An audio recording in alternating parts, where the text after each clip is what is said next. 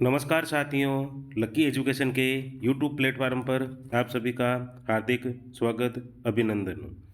कक्षा 11 model paper number 2। इस model paper में कुछ वन लाइनर प्रश्नों की एक सीरीज को पूरा करने की कोशिश की है। कोशिश करें समझने की। पहला सवाल, राजनीति ने हमें सांप की कुंडली की तरह जकड़ रखा है, यह कथन किसका है? Very good. राजनीति ने हमें सांप की कुंडली की तरह जकड़ रखा है और यह कथन है गांधी जी का, महात्मा गांधी का, महात्मा गांधी का। अगला सवाल, थ्योरी शब्द की उत्पत्ति। थ्योरी जिसका इंग्लिश में अर्थ होता है सिद्धांत। सिद्धांत शब्द की उत्पत्ति थ्योरिया शब्द से हुई है, जो कि किस भाषा का शब्द है? यूनानी।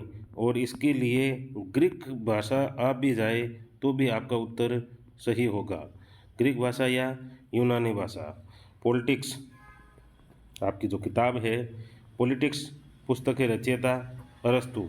अरस्तु को राजनीति विज्ञान विषय का पिता भी कहा जाता है, father of political science. Father of political science, और वो है अरस्तु। अरस्तु। अगला सवाल, पॉलिटिकल थ्योरी, वो थी पॉलिटिक्स, यह है पॉलिटिकल थ्योरी। पुस्तक के रचयिता Andrew hacker. Andrew hacker. Andrew hacker. अगला सवाल, रिपब्लिक पुस्तक के रचयिता प्लेटो। प्लेटो। अगला सवाल, अरस्तु ने कुल कितने संविधानों का अध्ययन किया था? बहुत ही इंपॉर्टेंट सवाल। अरस्तु ने अपनी किताब पॉलिटिक्स लिखने से पहले लगभग 158 देशों के संविधानों का अध्ययन किया था, 158। अगला सवाल, दो मार्क्सवादी विचारकों के नाम। Lenin, Stalin, Karl Marx. Karl Marx की पुस्तक दास कैपिटल। Das Kapital. अगला सवाल, द स्टेट्समैन पुस्तक के रचयिता भी प्लेटो। अभी पहले पुस्तक आई थी रिपब्लिक, REPUBLIC। रिपब्लिक पुस्तक के रचयिता भी थे प्लेटो, और द स्टेट्समैन इस पुस्तक के रचयिता भी है प्लेटो। शक्ति पृथक्करण का सिद्धांत किसने दिया? बहुत इंपॉर्टेंट सवाल है, अंत तक आप बने रहिए। छोटे छोटे वही सवाल इस मॉडल पेपर में दे रखे हैं जो परीक्षा की दृष्टि से इम्पोर्टेंट है। शक्ति पृथक्करण का सिद्धांत JS मिल। JS मिल। अगला सवाल, जब मैं ऐसे परीक्षा प्रश्नों के समूह को देखता हूँ तो जिनके शीर्षक राजनीति विज्ञान, पॉलिटिकल साइंस, पॉलिटिकल साइंस है, तो मुझे प्रश्नों पर नहीं, वेरी गुड, मुझे प्रश्नों पर नहीं बल्कि जो शीर्षक लगा रखा है उस पर खेद है। यह कथन किसका है? मैटलैंड का। किसका है? मैटलैंड का। अगला सवाल, किस विचारक की दृष्टि से सत्य बोलना, पहला काम सत्य बोलना और दूसरा अपना ऋण चुका देना, अपना ऋण चुका देना ही न्याय है, यह है सेफलस का। किसका है? सेफलस का। अगला सवाल, मूल्य रहित अध्ययन। मूल्य रहित, जो आज तक संभव नहीं है। मूल्य रहित कभी अध्ययन नहीं होता। किसने बल दिया? व्यवहारवादियों ने। और इसके पीछे आ गए थे उत्तर व्यवहारवादी, जिनका मूल्य सहित अध्ययन पर बल था। यह था व्यवहारवादियों का। क्या था? मूल्य रहित, मूल्य के बिना अध्ययन। अगला सवाल, प्रथम राजनीतिक वैज्ञानिक। बहुत ही इंपॉर्टेंट सवाल है, और इस पॉलिटिकल साइंस के पिता अरस्तु। राज्य के कुल कितने तत्व हैं? राज्य के कुल 4 तत्व होते हैं। पहला होता है जनसंख्या। पहला होता है जनसंख्या। दूसरा होता है भूमि। तीसरा होता है सरकार। और चौथा होता है संप्रभुता। जब आप एक राज्य का गठन कर रहे हो तो सबसे इम्पोर्टेंट पहला तत्व पूछ लिया जाए तो आप जनसंख्या ही लिखेंगे। जनसंख्या के बगैर किसी राज्य की उत्पत्ति संभव नहीं है। दूसरी, भूमि।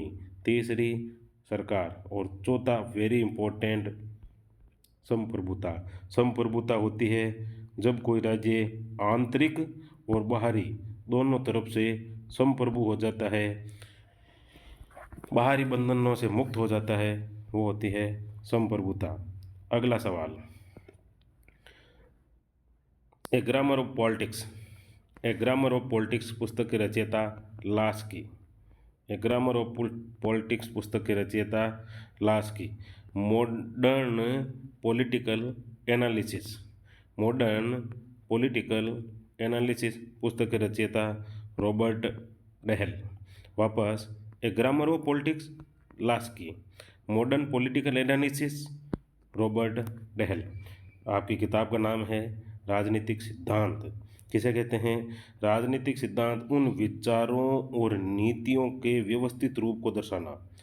आपके जो विचार है, आपकी जो नीतियां हैं, उनको व्यवस्थित रूप से दर्शाना, जिससे हमारे सामाजिक जीवन, सरकार और संविधान का निर्माण या आकार ग्रहण आसानी से किया जा सके। वापस, राजनीतिक सिद्धांत अपने विचारों और नीतियों का व्यवस्थित रूप, अपने विचारों और नीतियों का व्यवस्थित रूप जिसे हमारे सामाजिक जीवन, सरकार और संविधान में आकार ग्रहण किया जा सके, उसे अपनाया जा सके, उसे कहते हैं राजनीतिक सिद्धांत। अगला सवाल, राजनीतिक सिद्धांत के दो कार्य। बहुत ही इंपॉर्टेंट सवाल है। पहला, समाज के लिए प्रेरणात्मक स्रोत। प्रेरणा प्रदान होती है हमें राजनीतिक सिद्धांतों से। दूसरा, राजनीतिक सिद्धांत विभिन्न अवधारणा एवं समीकरणों को, कितनी भी प्रकार की जो अवधारणाएं हैं, स्वतंत्रता, समानता, अधिकार, धर्मनिरपेक्षता और समीकरण को है, उनको एक सूत्रबद्ध करने का कार्य कौन करते हैं? राजनीतिक सिद्धांत। वापस, समाज का के लिए प्रेरणात्मक स्रोत, राजनीतिक सिद्धांत के लिए विभिन्न अवधारणाओं और समीकरणों को सूत्रबद्ध करने का कार्य राजनीतिक सिद्धांत। प्राथमिक स्वतंत्रता से क्या आशय है? ऐसी स्वतंत्रता जिसमें रचनाशीलता हो, संवेदनशीलता हो, क्षमता हो, का पूर्ण विकास हो, उसे कहते हैं प्राथमिक स्वतंत्रता। प्राथमिक स्वतंत्रता। तीन शब्द इंपॉर्टेंट है, रचनाशीलता,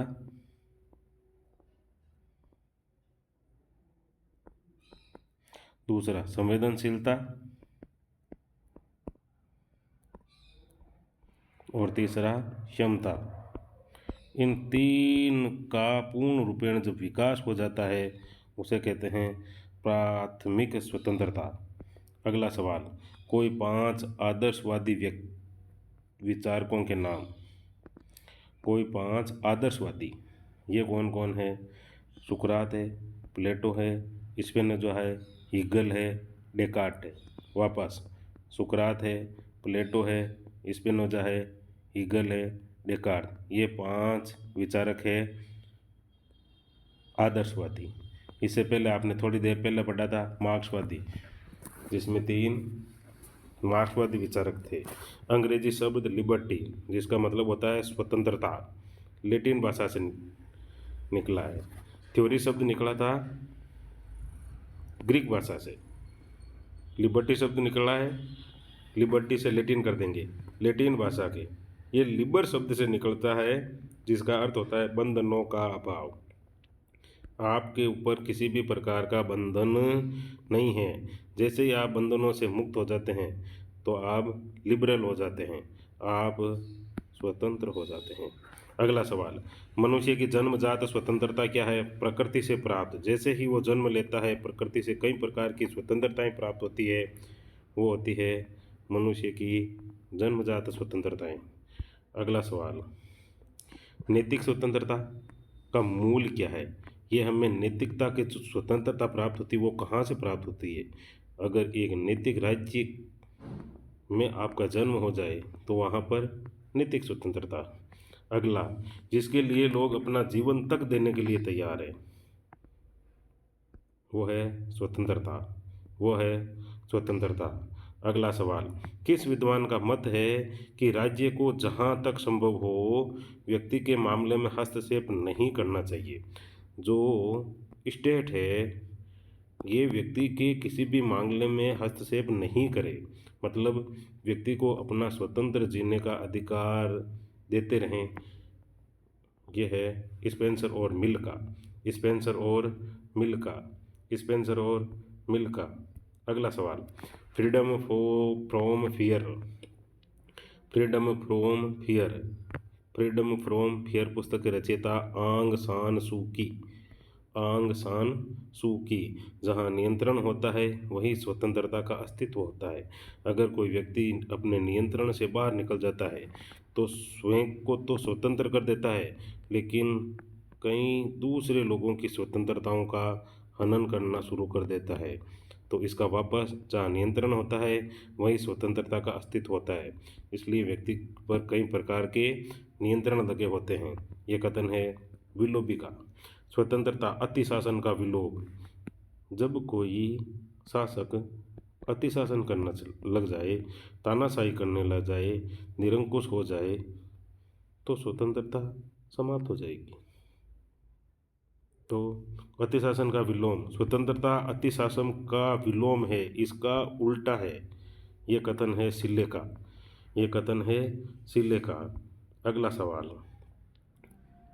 मनुष्य स्वतंत्र पैदा होता है परंतु सर्वत्र जंजीरों से जकड़ा रहता है। जखड़ा। झगड़ा रहता है, जकड़ा रहता है। मतलब एक मनुष्य स्वतंत्र तो पैदा हो जाता है, लेकिन सामाजिक जीवन के नाते कई प्रकार से चारों तरफ अपना जीवन सामाजिक जीवन में जकड़ा ही रहता है। ये कथन है रूसो का। इसका दूसरा कथन भी है, हमें हमारा बचपन लौटा दो। Very good. हमें हमारा बचपन लौटा दो, हम आज़ाद हो जाएंगे। बहुत इंपॉर्टेंट कोटेशन इसी की है। हमें हमारा बचपन लौटा दो, हम बचपन में कैसे आज़ाद रहते हैं, ये बात बताई थी रूसो ने। और इसका सही कोटेशन के रूप में है, मनुष्य स्वतंत्र पैदा होता है पर सर्वत्र जंजीरों से जकड़ा रहता है। रूसो। व्यक्तिगत स्वतंत्रता के प्रमुख समर्थक। एक व्यक्ति को खुद की व्यक्तिगत स्वतंत्रता ही होनी चाहिए। J.S. मिल के द्वारा, आर्थिक समानता के बिना राजनीतिक स्वतंत्रता एक भ्रम है। जब आपने लोगों के बीच में आर्थिक समानता नहीं दी और कह रहे हो राजनीति में भाग ले लो, ये एक भ्रम है। क्योंकि व्यक्ति जब आर्थिक रूप से समृद्धि नहीं है तो सामाजिक, आर्थिक, नैतिक, बाकी कितने भी प्रकार की सभी स्वतंत्रताएं व्यर्थ है। यह है प्रोफेसर जोड का। प्रोफेसर जोड का। अगला सवाल, ऑन लिबर्टी। ऑन लिबर्टी पुस्तक के रचयिता। ऑन लिबर्टी पुस्तक के रचयिता है J.S. मिल। J.S. मिल। नैतिक स्वतंत्रता के समर्थक प्लेटो, अरस्तु, ग्रीन। प्लेटो, अरस्तु, ग्रीन। नैतिक स्वतंत्रता के समर्थक। स्वतंत्रता किसे कहते हैं? मानव को जो कार्य करने का अधिकार है, जो वे करने के योग्य है। अन्य शब्दों में स्वतंत्रता का अर्थ है नियंत्रण, लोगों से मुक्ति अथवा उनका अभाव। किसी भी प्रकार का नियंत्रण नहीं होना चाहिए। मानव को जो करने का अधिकार है उसे स्वतंत्र करते रहने देना चाहिए। किसी व्यक्ति को मुक्त अथवा कुछ करने के लिए स्वतंत्र छोड़ देना चाहिए जब उसके कार्य अथवा विकल्प दूसरों के कार्य अथवा विकल्पों के लिए बाधित और अवरुद्ध न हो। एक मनुष्य तब तक स्वतंत्र है जब तक दूसरे के कार्यों में बाधित न हो। इसी का मतलब ही स्वतंत्रता है। इसी का मतलब ही स्वतंत्रता है। अगला सवाल, स्वतंत्रता के प्रकार। नागरिक स्वतंत्रता जो नागरिक होने के नाते मिलती है, प्रकृति जैसे ही पैदा होता है, प्राकृतिक स्वतंत्रता।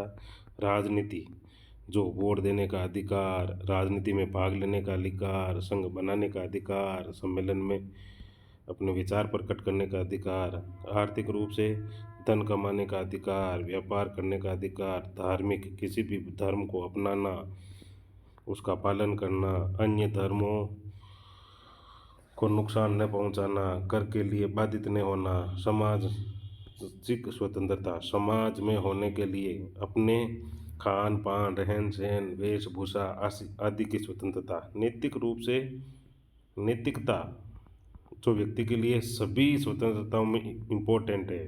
व्यक्तिगत व्यक्ति होने के नाते उसको जो स्वतंत्रताएं प्राप्त है, व्यक्तिगत स्वतंत्रताएं, कोशिश की है मैंने कुछ छोटे छोटे प्रश्नों की इस सीरीज के माध्यम से मॉडल पेपर नंबर 2 को पूर्ण करने की।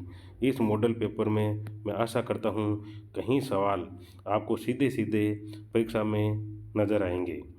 आज के इस वीडियो में इतना ही, मिलते हैं अगले वीडियो में, तब तक के लिए नमस्कार, जय हिंद।